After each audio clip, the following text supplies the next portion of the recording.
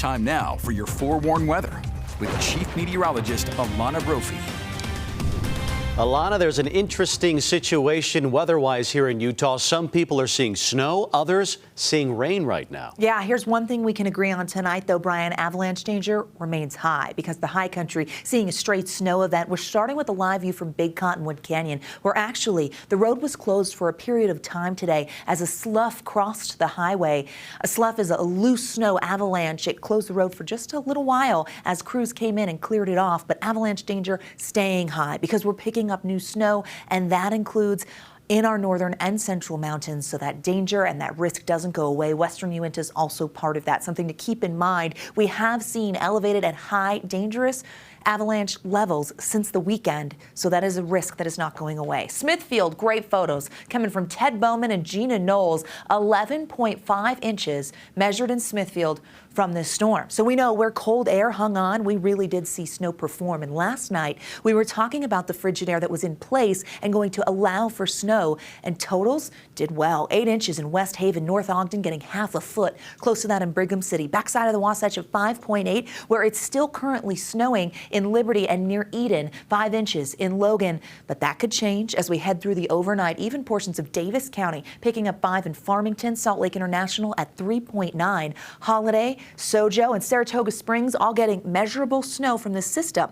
Now, we did see it change to rain in Utah County and warm temperatures out there tonight, but we're not stopping. We still have precipitation. This is live view from Liberty, where you can see the snow coming down and the wind blowing it around just a little bit. Ooh, doesn't look friendly. Not a surprise, which is why we still have winter alerts in effect. Satellite radar shows that northwest flow, and in the last 3 hours, you watch as that second band of precipitation fills in, and you're seeing a mixed bag. We get snow, rain, and green, and in that pink, it's a mix of rain and snow, now pushing into the Ogden Valley, where temperatures are freezing. They're sitting at 32. Those winter alerts hold on with our winter storm warning until 11 a.m. tomorrow.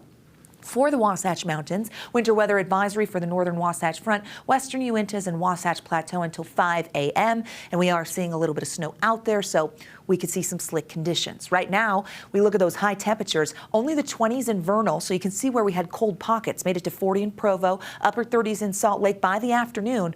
Mid-morning and into the afternoon, it was still cold enough for snow. 34 was the high in Logan, 54 in St. George, where it was a beautiful day with mostly sunny skies. Forewarned Futurecast shows this wet weather on the move. It starts to push to the high country just after midnight, where the snow will accumulate. And we're already seeing that on the cameras. We looked at Powder Mountain up towards Snow Basin, snow expected, and then eventually we start to quiet down. Here we are, Thursday morning, 9 a.m. We do have a northwesterly flow at times that will keep us unstable and allow for snow showers. So a heads up, they're not always picked up well on the radar. They could be low-lying, so we'll see what happens, but this storm system moving away. When it comes to additional accumulation, I showed you the totals, and here's what's expected, favoring northern Utah and the northern mountains, but 1 to 4 more for the Wasatch back in our mountain valleys. Northern mountains could see anywhere from 4 to 10, and we know our northern valleys, they could see none. They could see maybe an inch or two as we get through the overnight, depending on that cold air. Once the storm clears, we have high pressure, and this time of year, well, that brings its own set of issues. Look at that inversion haze out there. Scott Taylor caught that today after the snow cleared out of Salt Lake County, so very noticeable that we have cold pools. Should mention air quality into tomorrow, expected to see some elevated particulate matter, and that is for the Wasatch Front, as well as Box Elder and Tooele County, so we are going to fall into that moderate category. Inversion doesn't get to stick around for too long, though, folks. This is good news here. As we look at the progressive pattern, we're keeping our eye on wet weather potential. It starts to dwindle as we head into our Thursday, high pressure Friday, and then here comes the chance of some more wet weather. Another storm looks like going to favor late Saturday into Sunday and possibly into Monday. What we're keeping an eye on with this one looks warm, which means that could be a valley rain mountain snow event. It's early. We've got a few days to evolve, but that's where we're starting. 30s and 40s for tomorrow with that milder air with lingering snow showers, especially in the high country. 49 in Moab, 58 in St. George. Hello, Washington County. I see you. Average this time of year is 54, so a few degrees above that. Pleasant. Flirting with 60 for the close of the work week, but that wet weather comes in, and that's statewide potential where you see those scattered rain showers starting Saturday with the isolated potential potential through Tuesday. Wasatch Front in that same boat here.